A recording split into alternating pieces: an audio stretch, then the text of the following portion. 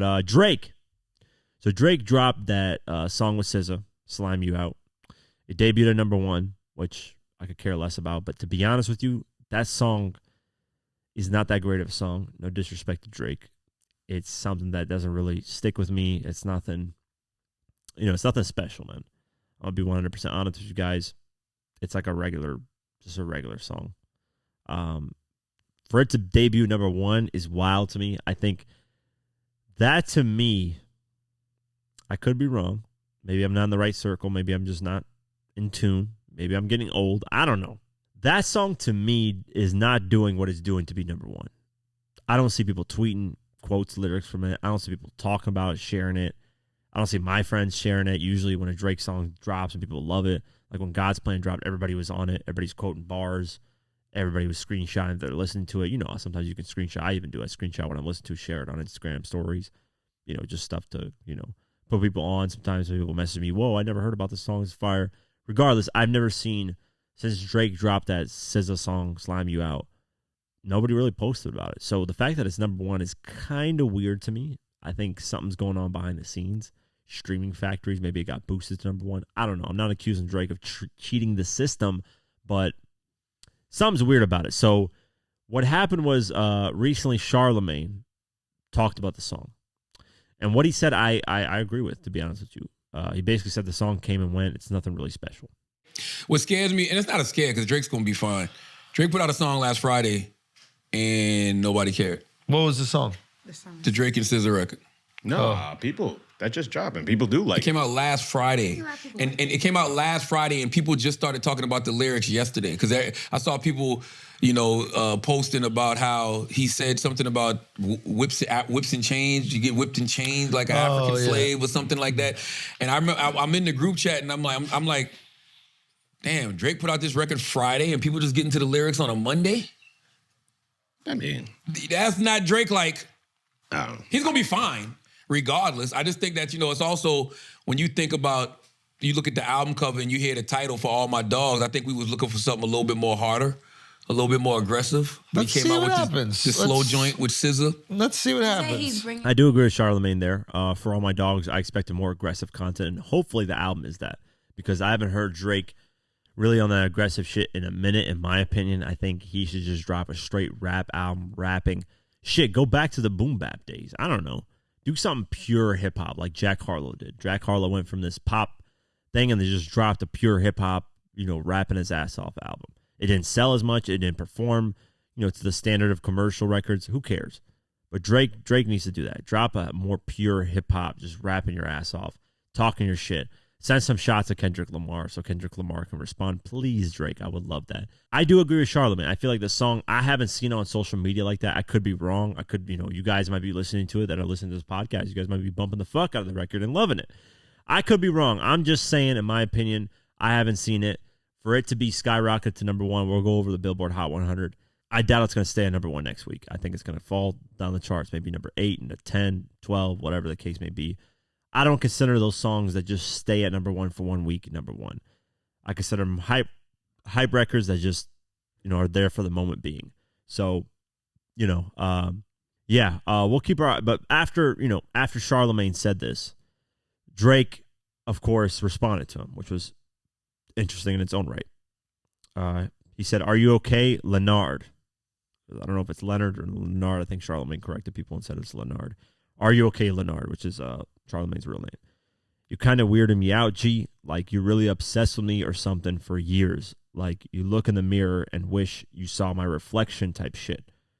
Whatever you got to do, let it out. I'm sure your 435 loyal fans will stand by. You fucking goof." Call him a goof. Posted a photo and said, "In deep thought about how you the off-brand Morris Chestnut." So he just posted some funny photos of Charlamagne. He posted a clip, a TikTok someone made, where Charlamagne, and to be honest with you, it sounds like Charlamagne is just straight hating. Like if you watch this clip, it sounds like some straight hater shit. And I'm not even like, I get it. So let me play the clip on TikTok. It's 3 sexual orientations out here. It's gay, straight, and Drake. And Drake is just a whole different type of breed. It don't got nothing to do with nothing other than he's just a different type of breed, man. Drake's used to people laughing at him and talking about him behind his back from high school. So that was the who's laughing at me post. I hear y'all laughing at me. Y'all supposed to be my friends. I think Drake can rap. You know what I'm saying? I think he can rap. He's a dope rapper. But I hate when he sings. And I just think personally he's a corny guy.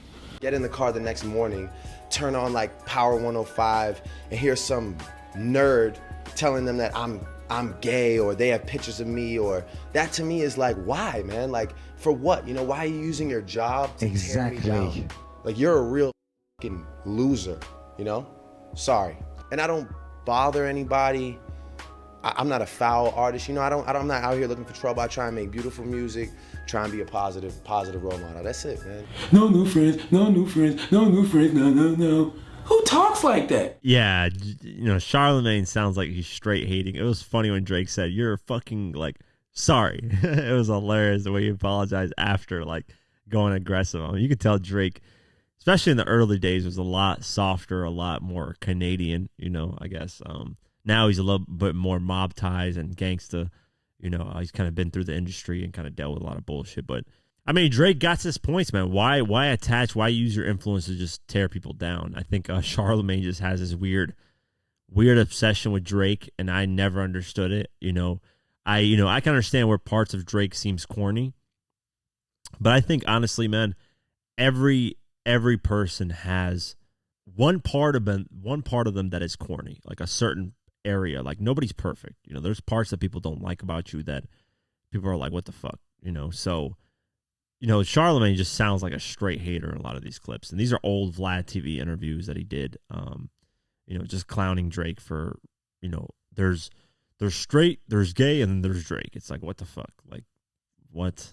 And then, you know, the photo that went, that viral meme that went, where Drake's like posing behind and he's like looking, you know, and he's clowning him saying, "Oh, Drake's scared about what people say about him. That's why he turns around." You know, like, this is dumb shit. This whole TikTok clip that was made was hilarious, though, the fact that it got like posted by Drake himself. And yeah, so after that, after Drake sent, you know, the disses towards him on his Instagram page, Charlamagne responded on Breakfast Club, and this is what he had to say. Speaking of Drake, you talked to your friend today, Charlamagne? What do you mean? Drake. No. Drake? What happened? Well, okay, so this morning, Drake was a little bit upset about some things that you had to say. I want to do we have the audio? Okay, so after these comments, and I will say I do agree with the fact that the song came and went, and the biggest point of it was the Halle Berry situation. Mm-hmm. It's going to debut at #1, they saying, though. It's Drake, of course. Mm-hmm. He could literally put out a song with no words, not even him on it, and it would do that. Mm-hmm. But so after this, Drake went to his Insta story. He posted a few things. So he posted some photos of you, and then he actually removed it, but I screenshotted it. He posted a message. He said, "Are you okay, Leonard? You're kind of weirding Leonard. Sorry, it's Leonard. You're kind of weirding me out, G. Like, you're really obsessed with me or something for years. Like you look in the mirror and wish you saw my reflection. Whatever you got to do to let it out. I'm sure all 435 of your loyal fans will stand by you. You effing goof." And then he called me off-brand Mars Chestnut. He did. I agree with that. And he put the picture of you with the sweater where you're like really trying to channel it in. Like you were trying hard. I agree with that. Definitely. You definitely had a Morris Chestnut move. I want to tell y'all something, but you're not going to believe me because I'm lying. But Drake and I plan this out every time he drops an album. I'm part of the album rollout. He drops a record, I critique it. It brings more attention to the record, more attention to the project. I keep telling Drake he doesn't need me to do that. He's Drake, but for whatever reason, he wants me to do it, so I oblige. Okay? I don't believe you. I'm just telling you. It wasn't always like that, though. Back in the day, I can honestly say I was hating on Drake for fun. It was hilarious, at least to me. Like, you know, he posted one this morning that I forgot I even said, where I said it was a three sexual orientations, gay, straight, and Drake. Yes, hilarious. All right, but that's just hate. Okay, but after back to back, and he sent the bottles with the note, "Let's be friends." We came to an understanding, and we agreed. Whenever he drops certain songs, I will hate on them in order to bring more attention to the record. I don't think he needs it. I think it's crazy that he wants me to still do that. But you know, so you actually like slime you out, whatever. No. So then. I think Charlamagne has a problem with light-skinned brothers, me and Drake. He just don't like. No. It's not that either. I just told y'all what it was, but I'm lying, so it don't matter. See? But, you know. But can we just agree that you don't look like Morris Chestnut? Nothing around you looks like No. Morris Chestnut. Morris You don't remind me of Morris Morris Chestnut Chestnut. says he gets mistaken. Oh, my goodness. Morris Chestnut says that he's gotten mistaken for me. It's not my fault. Why y'all be mad at God's engineer? Ha! So Charlamagne is saying, probably trolling more than likely. Or maybe it might be true. I don't know, man. I wouldn't be surprised if Drake has a rollout where people can hate on him, bring more attention to the record, and it skyrockets. But Charlamagne's saying basically, after the back-to-back diss record, Drake sent Charlamagne some flowers, said, let's be friends again. And after that, he's saying basically, they had a plan where every time he rolls out an album, Charlamagne hates on it, but he still dislikes the record. So I don't know how that works, but he said, he takes credit for Drake's song going number one. He said, I did my job, and this is exactly what's supposed to happen. Make them go scream the record, and of course, radio was going to play the hell out of it. We played it every hour on the hour when it dropped, regardless of how people feel about the record. But, look, the moral of the story is, once again, the plan worked. I did my job. Cap. How much do you get paid? Don't worry about all that. But I told y'all yesterday that Drake and I plan these things every time he drops certain records. He wants me to hate on them because all noise is great noise nowadays. And I told y'all to play, but nobody believes me because I'm lying. But you should believe me even when I'm lying. Cap. So the crazy thing about this track going number one is that Drake is literally one song away from matching Michael Jackson. So Michael Jackson had 13 number ones. Drake has 12 number ones. But the difference here is that Michael Jackson did the old school way, and Drake is doing streaming off hype. So we'll see if this song stays at number one or floats around the top 10 in the next week. That will determine whether it's actually a number one or a hit record. Because if it doesn't stay there, who cares, man? I don't care if you get a number one off hype. The fact Billboard should change that rule because it's disrespectful to. It's unfair to the people previously that had to grind to get their way to number one and actually had to have a number one that stayed there for weeks. That rule should be changed. If I was at the Billboard board or committee, whatever the fuck, I would be like, listen, the first week should be a number one, but it should be a hot shot week number one. And if you stay at number one the second week, boom, you got a real number one on your record. But who am I, man? Who am I to say all this shit?